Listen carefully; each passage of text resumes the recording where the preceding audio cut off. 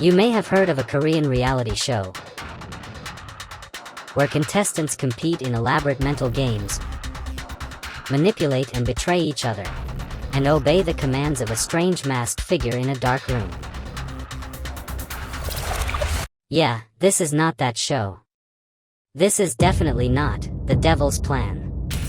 This is the story of what happened one fateful night in a rooftop game room overlooking Melbourne, Australia. 5 challenges, a growing prize fund, and only one winner. These 10 people came together to play some brain games, but what they didn't expect was how much bluffing, backstabbing, and betrayal it would take just to survive. They'd need to work together to make it to the end, but ultimately, only one player could walk away with the prize money. So, let's get into it. This is how it all went down.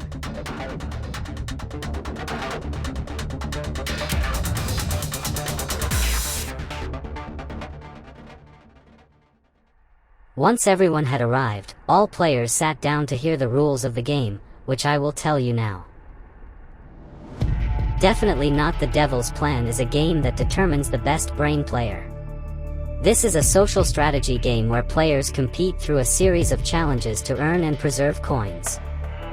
The ultimate goal is to reach the final round and win the final challenge. The winner will be crowned champion of Definitely Not The Devil's Plan and will receive the full prize fund accumulated throughout the game. Each player begins the game with 1 coin. Coins are your life. If you have no coins at the end of a round, you are eliminated. The prize fund starts at 0. During challenges, specific conditions will be revealed. If met, these add money to the fund. The prize fund can reach a maximum of $100. At the end of the game, the winner of the final round will receive the full prize fund. Each round follows the same structure. First, the game master announces the next challenge, explains the rules and distributes a printed version of them. Then, a break begins. Players may strategize, transfer coins, ask questions, and purchase advantages. This is the only time for players to transfer coins among themselves. Next, the challenge begins. Players may only use approved challenge items, their notepad, and pen. After the challenge ends, coins are awarded or removed based on performance. Anyone with 0 coins is eliminated, and this marks the end of the round. Then the next challenge is announced and the cycle continues. Eliminated players become spectators. Spectators may observe challenges and interact with remaining players during breaks, but they must not interfere. That concludes the master rules for Definitely Not The Devil's Plan. Let's get straight into the first challenge.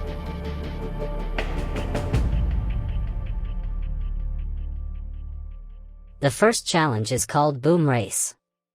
In this challenge, players work together in secret teams to move around a racetrack over 4 turns to achieve a mission. The red team is trying to bomb the blue team's president, while the blue team tries to protect their president from the red team's bomber. At the start of the challenge, players will each write their names on a player token which is placed at the starting space on the racetrack. One at a time, players will enter the dealer room and secretly receive a roll card from the host. The roles include: Red Team. Your goal is to help the bomber reach the president by coordinating movement around the track. Blue Team. Your goal is to protect the president and ensure they are not caught in the blast at the end of turn 4. Bomber. You are a member of the red team and will detonate at the end of turn 4, affecting your own space, plus the 2 spaces ahead and 2 spaces behind. President. You are part of the blue team. If you are caught in the bomber's blast, the red team wins. These roll cards cannot be taken outside the dealer room. Each player is given an investigator chip. At any point during a break, players may meet with a game master in the dealer room and exchange their investigator chip for confirmation of the role of one player of their choosing. For 4 turns, players will race around the track as follows. At the start of each turn, players secretly choose a number between 1 and 6 on a die, place it face up on the table, and cover it with their hand. Once everyone is ready, the game master will ask all players to reveal their dice simultaneously. Each player's token is then moved forward the number of spaces shown on their die. After turns 1 through 3, a colored marker, red or blue, will be placed at the center of the racetrack to indicate which team is currently winning. A 5-minute break occurs between each turn. After turn 4, the bomber explodes. They bomb the space they're standing on, plus the 2 spaces ahead and 2 spaces behind them. If the president is caught in that blast, the red team wins. If not, the blue team wins. If the president is bombed, each red team player gains 2 coins. If the president is not bombed, each blue team player gains 2 coins. Additionally, if neither the president or bomber has their role confirmed more than once, $20 will be added to the prize fund. Here's how the challenge went down. One by one, players entered the dealer room to receive their hidden roles. Evan was the president. Mars was the bomber. John, Kate, Katrina and Neha joined Mars on red team. Meanwhile Adam, Ash, J-Mac and Tara joined Evan on the blue team. The teams then needed to identify who their allies were and work together to either protect or bomb the president. Players quickly figured out who they needed to be working with, and began strategizing before making their first move. Before the challenge began, Mars and J-Mac had made a secret agreement to help each other and share coin rewards, regardless of which teams they were on. With Mars now being the bomber, they were in a good position to do so. The division of teams brought about new alliances, with red team members Kate and Katrina planning to work together for the rest of the game. First moves were made, with different approaches. Tell the camera what you did with the dice. Tell the camera. I'm embarrassed. How did you choose your number, Katrina? What strategy did you use? I just rolled it random. Great. We picked. With the token being red, this means the president and bomber were within the blast range of each other. By most players sticking close together, most of them kept their roles hidden. However, those going far from the pack may have just reduced their threat level. With Mars being the bomber, Adam and John were out of reach of him, and could be ruled out from being the president. Similarly, with Evan as president, he could rule out Neha, Adam and John from being the bomber. The second round followed, with most players choosing to stay close together and keep their identities hidden. Only Kate, Neha and Tara were on the edges of the pack, giving away little information. For the third round, players knew this was their last opportunity to gain some information, so they spread out more. With the token now blue and Adam exposing his role in a previous round, Mars could be sure the president was one of Evan, Tara or Neha. Evan would have been able to rule out everyone except Ash and Mars. I'm trying to figure it out, strategize. Yeah. With suspicions rising, Evan had his identity checked twice, blowing his cover as president. Mars' identity as bomber was also exposed through an identity check. With the group having checked the president's identity more than once, the prize fund condition was not met and no money was added to the prize fund. Once John had learned the identities of both the bomber and president, he told them both, in an attempt to gain allies on both sides. With one round to go, it was now or never as players prepared their final moves. The final moves were then made. The bomb exploded, successfully catching the president, meaning the red team won. Right before making their final move, J-Mac signaled to Mars that Evan was about to move a low number of spaces, so Mars moved 6 places to catch up. Each red team member gained 2 coins, meaning we head into the next round with the coin counts as so. However, I had one more surprise for the players. Prison. From now on, the bottom half of players, those with the fewest coins, would be imprisoned during the breaks between each round. Prison was not a physical separation, it was a set of restrictions. Prisoners would only be able to eat plain bread and drink water, while the other players had pizza and soju, and they would not be able to transfer coins with non-prisoners. Prison also came with a chance to change a player's luck. Each prisoner had to draw a capsule from the prison chest containing a secret message. There were advantages, curses, and anything in between, as well as clues on how to open a mysterious locked red box in the room. The prisoners for the first break were Adam, Ash, Evan, J-Mac, and Tara. With J-Mac going to prison, his agreement with Mars to share coins was foiled, as prisoners cannot transfer coins with non-prisoners. However, from the prison chest, J-Mac earned a chance to earn a coin by separating the pieces of a small puzzle, which he did successfully. We then headed into the second challenge with the coin counts as so.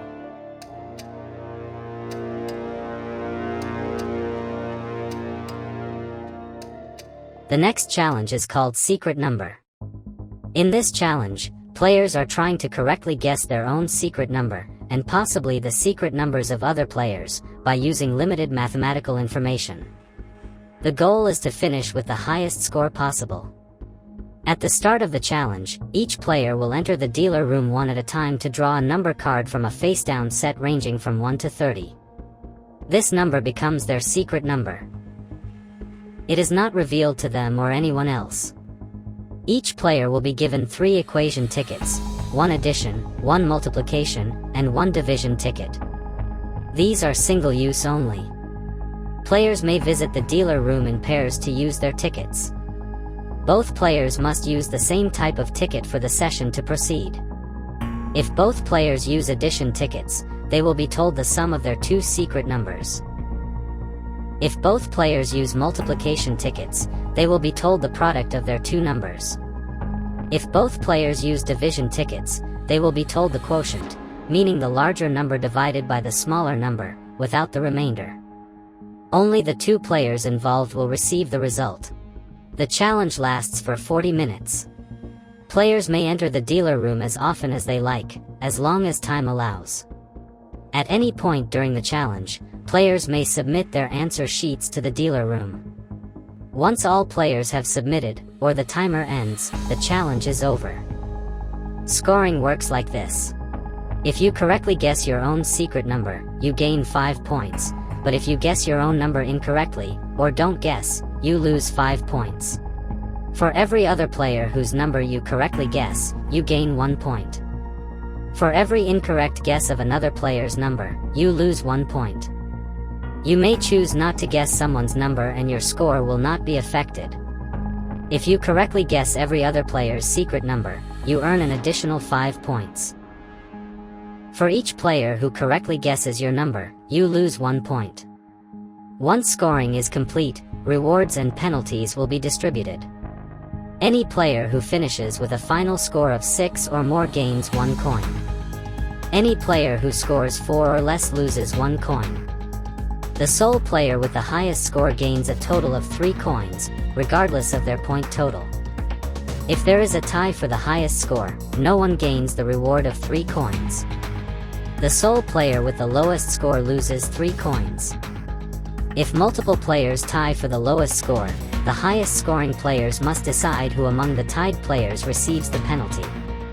If every player ends with the same score, no players receive rewards. Instead, all players roll dice to determine 3 players who will lose 3 coins. If between 1 and 2 players are eliminated as a result of this challenge, $20 will be added to the prize fund. Here's how the challenge played out.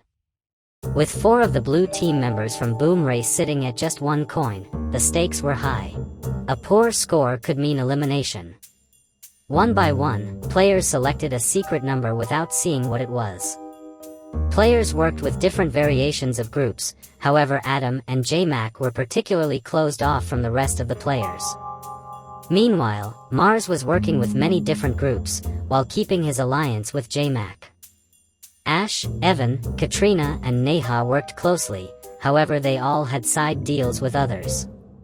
Kate, Tara and John tried working together as a close group, however Tara was doing her best to raise suspicions on John, so she could have him to herself.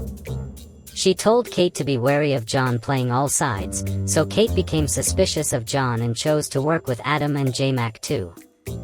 Mars had asked John to work with him to calculate their multiplication score, however John was wary of Mars' alliance with J-Mac. Mars promised to keep John's information secret and John chose to trust him. However, Mars immediately leaked John's number to others. While Adam and J-Mac worked closely together, they needed more information from others.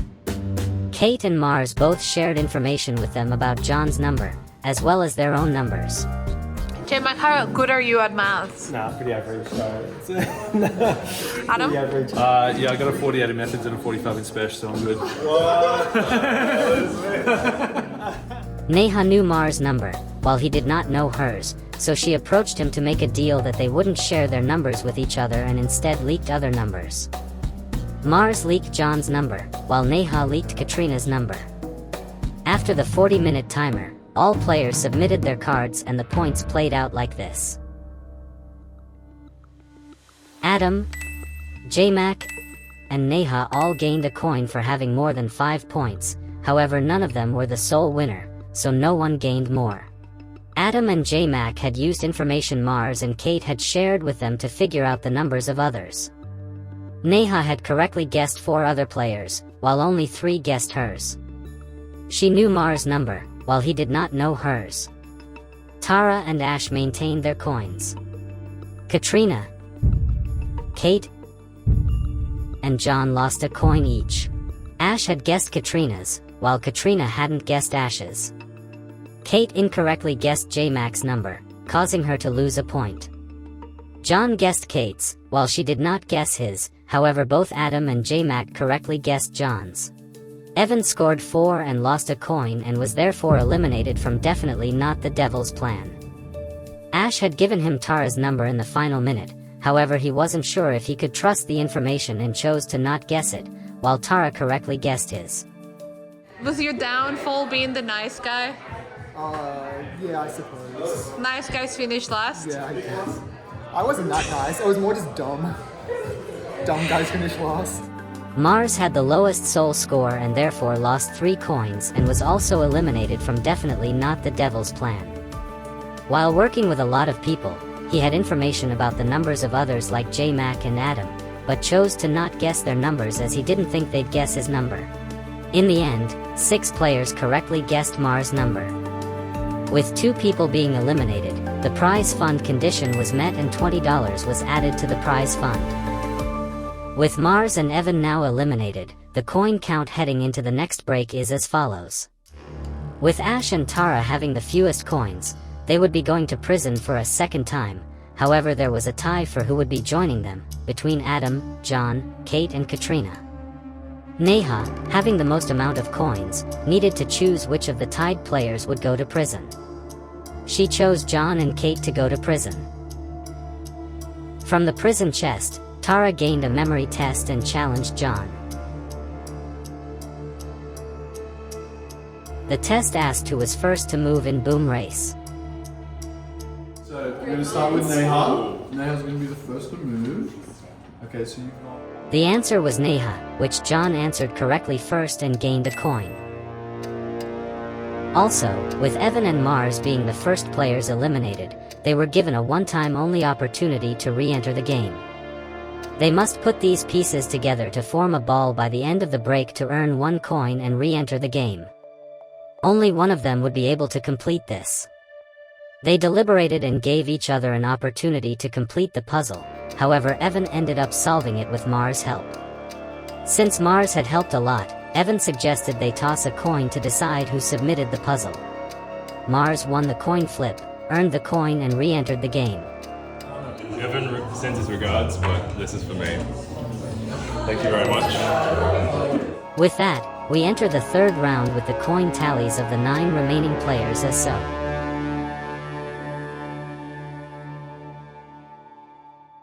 The next challenge is called Flipping Wild. In this challenge, players are trying to have as many of their buddy animal tiles face up on the board, while keeping their rival animal tiles face down. Players score based on how many of their buddy tiles are face up, minus how many of their rival tiles are face up at the end of the game.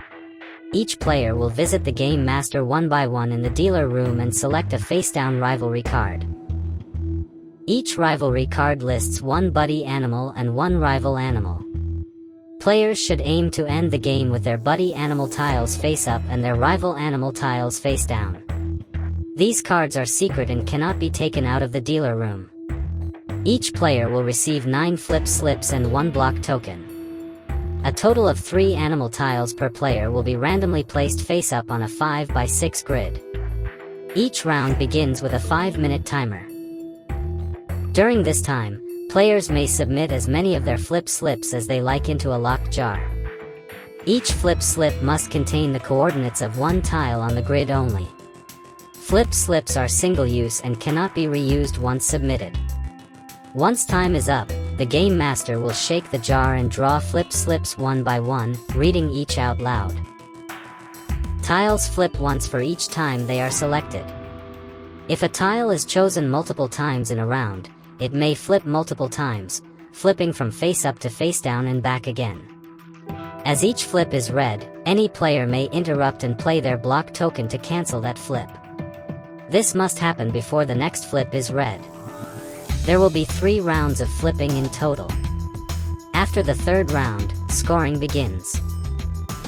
Each player's score is the number of their buddy animal tiles that are face up, minus the number of their rival animal tiles that are face up. You can gain or lose coins based on this final score. For example, if you have 2 buddy tiles face up and 1 rival tile face up, your score is 1 and you gain 1 coin.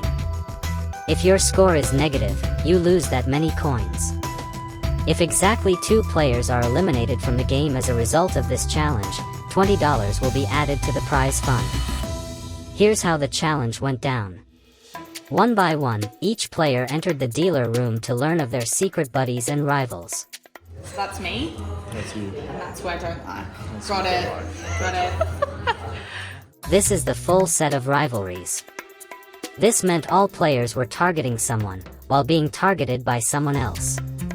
Kate and Katrina's alliance had come to a tricky point, with Kate needing to actively target Katrina's buddy animal in this game. Mars and J-Mac had their alliance tested as well, with Mars needing to target J-Mac's buddy cows. In the first round, players chose to start slowly, with only 4 flip slips being submitted. In the second round, 15 flip slips were submitted, with 4 of them being for D1. Next one is D1. Let's go 3 times. Let's go 3 times. Yeah? People can just write D1, D1, D1, D1, D1. No rules against that. Who would put D1? That buddy elephant of Neha's flipped down and back up twice across the whole round, which we later found out was a coincidence due to a few players throwing in rogue flips to cause chaos. Even though Ash was targeting elephants, none of these flips were hers. In fact, Ash had not used a single flip slip until the final round. She had noticed Neha counting everyone's flip slips, so Ash had kept hers hidden under her notebook. By this point, Katrina had flipped down all 3 of her rival zebras, putting her in an excellent position, while putting Ash, whose buddy animal was zebras, in a dangerous position. Heading into the 3rd round, this is the current score of each player.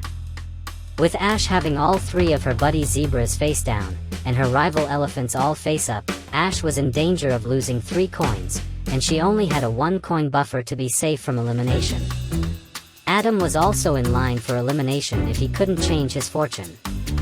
On the other hand, Katrina and Neha were clear leaders, each set to receive 2 coins if they maintained their position. With 1 round to go and Katrina in one of the strongest positions, Kate needed to target some of Katrina's foxes. Players scrambled at the last second to submit their final flip slips. The remaining 62 flip slips were then read out for the 3rd and final round, with plenty of blocks being used too. The final scores after the final round were as follows. Ash gained 3 coins after completely turning her fortune around, ending with all her buddy zebras face up, and all her rival elephants face down. On the receiving end of that though, Neha lost 3 coins with her 3 buddy elephants face down and her rival sheep all face up. Neha, you owe me 3 coins. You had 4. Adam, Kate, and Mars each gained 1 coin for scoring +1. J-Mac and Tara both maintained their coins with neutral scores. John lost a coin with a score of -1.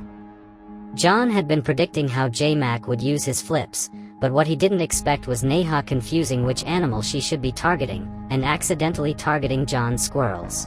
Yeah, the thing about sheep and squirrels starting with the same letter is that you don't just write the same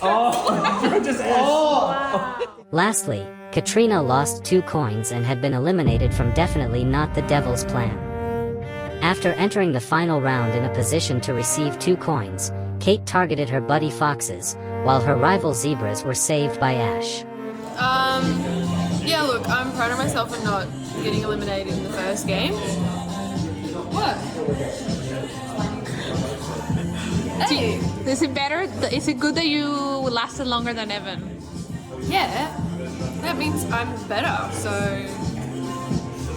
yeah. As 2 players were not eliminated by this challenge, the prize fund condition was not met and no money was added to the prize fund. With Katrina eliminated, we then moved into the next round with the coin count as so. As the 4 players with the fewest coins, Mars, John, Neha and Tara went to prison. With Ash escaping, Tara was the only player to have been in prison every time now. In prison, Tara received a clue to the locked box, and by putting this together with other clues she and other prisoners had received throughout the game, she realized the first clue she received in round 1 was all she needed. She figured out she needed to say the word skull to the game master. Tara gained the key and opened the box and found a locked bag, which she could feel had coins inside it. Also inside the box was a puzzle with instructions on how to gain the key. Oh shit! I know the puzzle because I had the puzzle.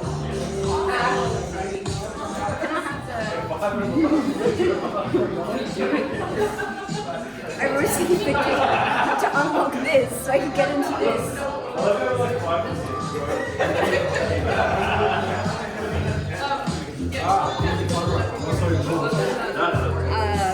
Do I just have to color it in? Wait, it's different. What Ash had was a solution to a similar puzzle, but it was just a clue for how to complete the puzzle Tara found. With the timer going, Tara would have to wait for the next break to finish the puzzle. But for now, it was time for the 4th challenge.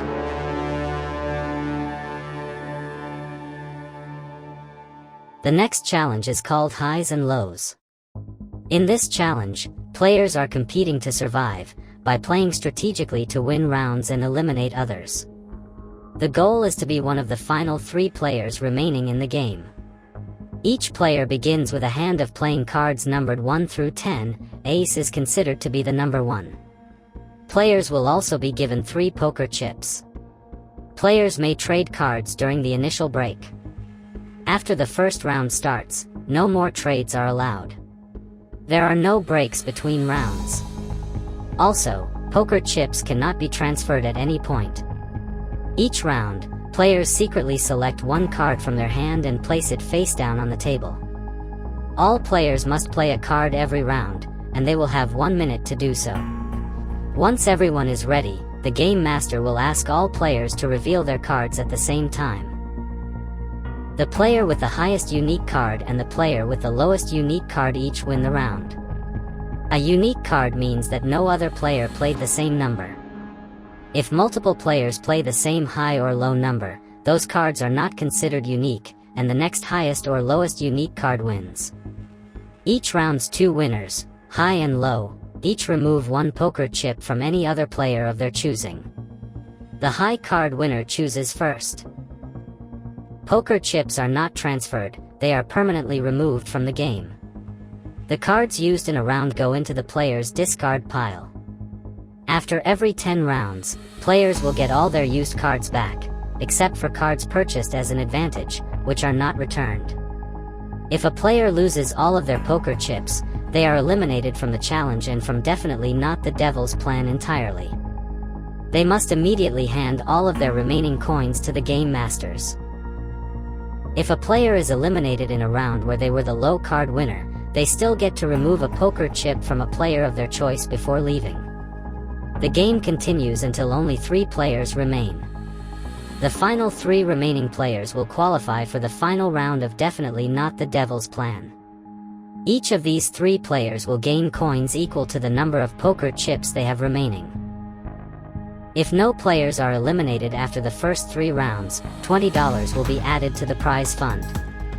Players may purchase the following advantages during the initial break only. For 1 coin, you may buy 1 additional poker chip. For 2 coins, you may buy 1 joker card. Jokers may be declared as either a 0 or an 11 when played. If multiple jokers are played in a round, the players who use them must roll dice to determine the order in which they declare their values. Joker cards must still be unique to win a round. Here's how the challenge went down. Players purchased advantages and traded cards ahead of the game, with many pairs making sure one had mostly high cards and the other had mostly low cards, so they wouldn't be competing against each other. Adam, J-Mac, and Kate were aiming to work together.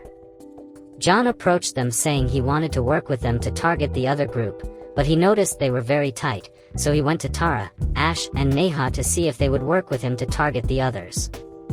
Soon after, Ash told Kate that John was playing both sides, so Ash and Kate agreed to get their groups to target John early. J-Mac and Ash had spoken before the challenge and agreed to not target each other if the situation came up. Once everyone had purchased their advantages, this is what everyone was starting the challenge with.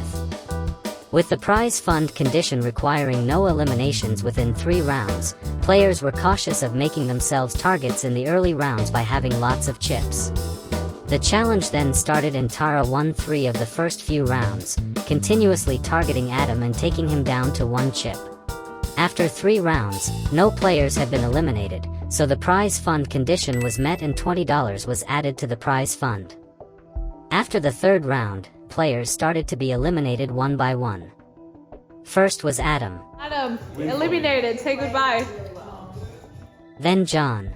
I'm coming home. Okay. And the world, I'm coming home. Then Kate. Which of all my pockets? Alright, Kate. I will remember you. Then Tara. Remember all the times we had together. Then the game came to a crucial hand. With J-Mac playing a 10 and Mars playing a joker, one of them would be the high number winner, and one would be the low number winner, and the decision was entirely up to Mars. If he chose to be the high number winner, he would remove a chip first, while being the low number winner would allow J-Mac to remove a chip first. This was a real test of their alliance as J-Mac was extremely vulnerable with only 1 poker chip left. Mars had to consider whether to eliminate J-Mac or to work with J-Mac to target either Ash or Neha. With the pressure at an all-time high and the future of the game resting in Mars' next play, Mars, aka 7 Low, had a moment similar to a character from another game show which shall not be named. And now someone made fun of me.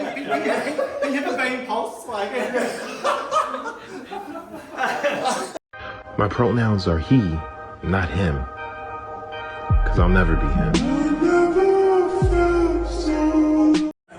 Alright, 7 Low, go for it.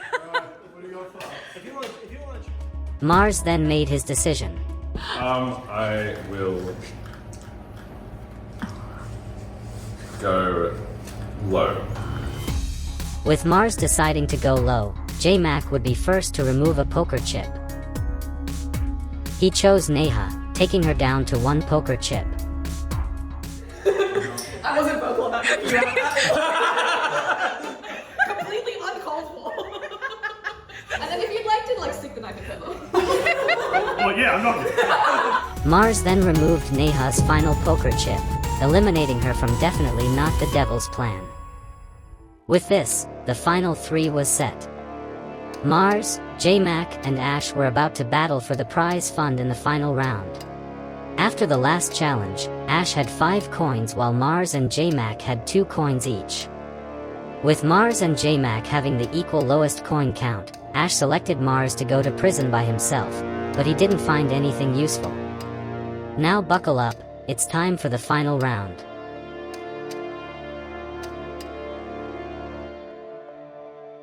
This round consists of 3 unique challenges. domino poker, square off, and wall go plus. The first player to win 2 of these challenges will be crowned the champion of Definitely Not the Devil's Plan and receive the full prize fund. At the start of the round, the rules for all 3 challenges will be explained. Following the explanation, there will be an initial break. This is the final chance. Players will have to strategize and transfer coins. All 3 challenges will take place back-to-back after this break. At the end of the break, the player with the most coins will choose the order in which the 3 challenges are played. The first challenge will be played as a 3-player game. The player who wins this challenge will have their first of 2 required wins secured. The player who finishes last in this challenge will be eliminated from the game and must hand all of their coins to the game masters. The remaining 2 players will go head-to-head in the second and, if necessary, third challenge. The first player to win 2 out of the 3 challenges will be declared the champion. Coins still matter in the final round. Before each challenge begins, the Game Master will ask all players if they would like to purchase advantages for that upcoming challenge using coins. Spending all of your coins during the final round will not eliminate you. At the conclusion of the final round, the player who has won 2 of the 3 challenges will be crowned champion of Definitely Not the Devil's Plan and take home the full prize fund. If the winner is determined after only the first 2 challenges, making the third challenge unnecessary, an additional $20 will be added to the prize fund. The players were given the rules to all 3 final challenges, with Ash, as the player with the most coins, determining the order they would be played in. Ash chose the order to be domino poker first, followed by wall go plus, followed by square off. She chose to start with domino poker as she thought it would be the most difficult for Mars and J-Mac to team up against her. These are the rules of domino poker, the first of the final round challenges. In this challenge, players will use dominoes to build poker-style hands and try to win chips from their opponents through strategic betting. The goal is to be the last player remaining with chips. Each player begins the game with 20 chips. All chips are equal in value, and chips cannot be transferred among players at any point. All players will then roll dice to determine the order of play. From there, the right to open betting will rotate clockwise each round. At the beginning of every round, each player must place 1 chip into the pot as a blind. This blind is mandatory. Players will then draw 3 dominoes from a face-down pool.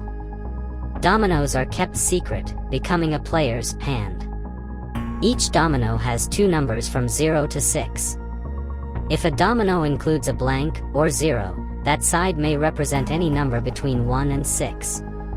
After examining their dominoes, each player will select 1 number from each domino to create a 3-number poker-style hand.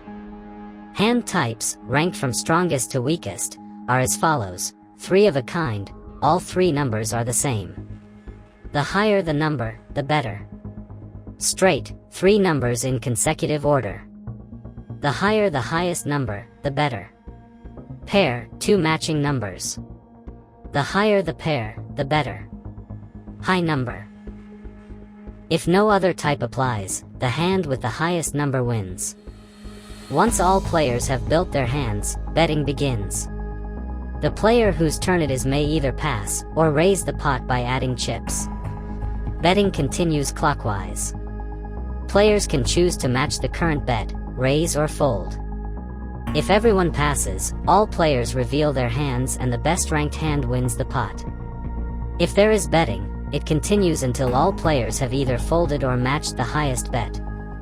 Once betting concludes, the hands of the remaining players are revealed and the winner takes the full pot. If a player folds, they forfeit that round. If only 1 player remains after folds, they win the pot and all hands remain hidden. In the event of a tie, the pot is split evenly. Any extra chips that cannot be divided evenly are removed from the game. Dominoes used in a round are discarded. When the pool runs out, the discard pile is reshuffled to form a new pool. Every 12 rounds, the blind increases by 1 chip. If a player cannot meet the current blind or bet, they must go all in with their remaining chips. They may still win the round, but only claim an amount equal to what they put in from each player. If a player runs out of chips, they are eliminated from the challenge. The challenge ends when only one player remains with chips. That player wins the challenge and gains 1 coin. For 1 coin, you may buy a swap token. A swap token allows you to discard any number of your 3 dominoes in a round and draw replacements from the face-down pool. It must be used before hands are revealed. Players may only purchase this advantage at the start of the challenge when prompted by the game master. That concludes the rules of domino poker. Ash was the only player to purchase an advantage, purchasing a swap token. As this challenge was starting, we lost power and lighting at the venue and our camera person went to get some torches, so footage of domino poker is very limited. Mars lost a few of the early hands, losing half of his chips. He eventually managed to turn the tide and claw his way back, with Ash going down to 1 chip. She had to put everything on the line and go all in to stay in the game. This is when she used her swap token, but it was too little too late. Ash was the first player eliminated from domino poker, and therefore was eliminated from Definitely Not the Devil's Plan. Final 2 is... Hello, dead people! The dead people! J-Mac and Mars continued to play for more than 30 rounds, until Mars raised the stakes by going all in with a large amount, which J-Mac matched. J-Mac won the hand and won the challenge. With this, J-Mac won a coin and the final 2 continued to the second of the final round challenges. If J-Mac could win the second challenge, he would be crowned the champion of Definitely Not the Devil's Plan and receive the prize fund, which would be $60 as the final prize fund condition would have been met. The second final round challenge is called Wall Go Plus. In this challenge, players must strategically move their counters and build walls to claim territory on a 9x9 grid. The player who encloses the largest total number of squares wins the challenge. Players will first roll dice to determine the order of play.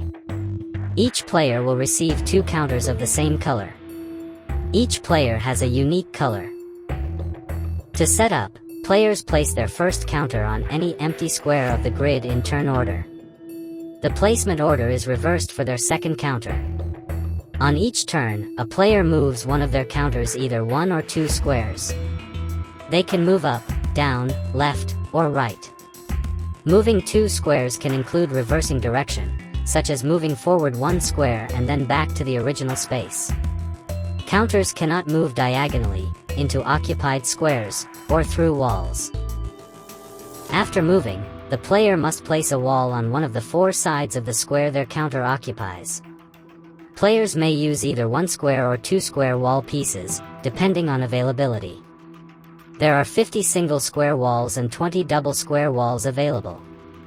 The game ends when each team's counters are separated into distinct territories, with no more than 1 team's counters in each territory.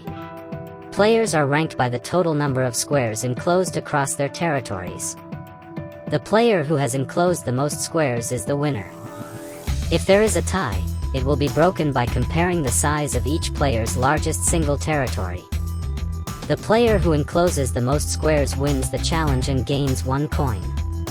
Players may purchase the following single-use advantages at the beginning of the challenge, when prompted by the game master. For 1 coin, you may buy a boost token. This allows you to move up to 4 squares in a single turn. For 2 coins, you may buy a wall breaker. This allows you to destroy a wall and move through it as part of a move. That concludes the rules for Wall Go Plus. This is how it played out. Ahead of the challenge starting, Mars bought 1 wall breaker, and J-Mac bought 1 wall breaker and 1 boost token. Both players then rolled dice to determine the order of play and placed their tokens on the board.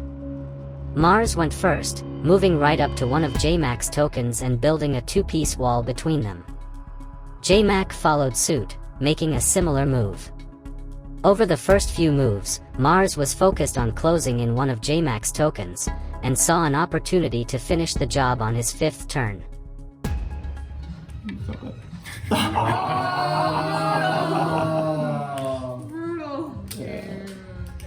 However, J-Mac wasn't ready to sacrifice that token, so he used a wall breaker to remove that wall and reverse the play on Mars, closing him in instead. Wall breaker, heartbreaker. The Uno reverse. With J-Mac no longer having any wall breakers, Mars could place walls with more confidence. However, with 2 of Mars' tokens down one end of the board, J-Mac had some freedom to start closing off the other end of the board for himself. Mars tried to create a path down one side of the board. However, J-Mac quickly put an end to it.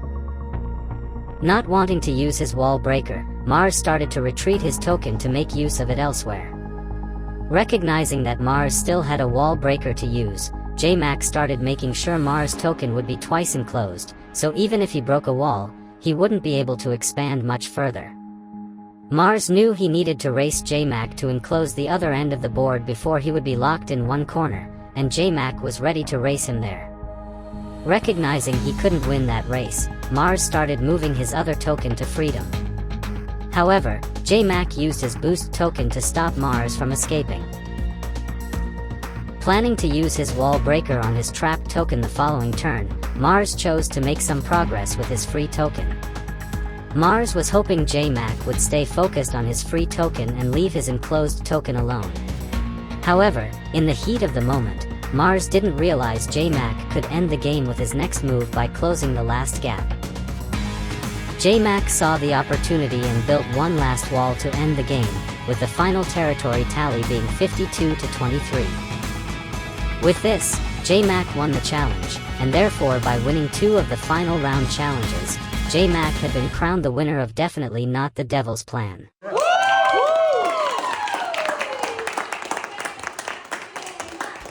The final prize fund condition was also met as he won within 2 challenges, and J-Mac received the $60 prize fund from Definitely Not the Devil himself. Wow. Ooh, shows your money.